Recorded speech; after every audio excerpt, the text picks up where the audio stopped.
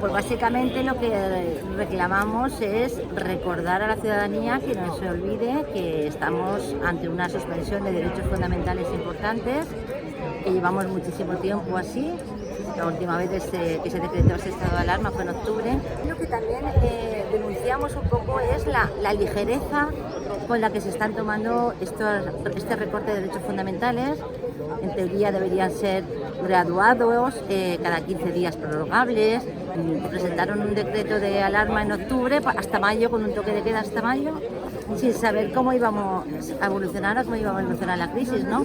Levantemos la voz, que lo hagamos con respeto, con educación, pero no nos quedemos callados, que no nos conformemos con quejarnos en el sofá de casa, que lo digamos, y cuando nos crucemos con alguien se lo hagamos ver.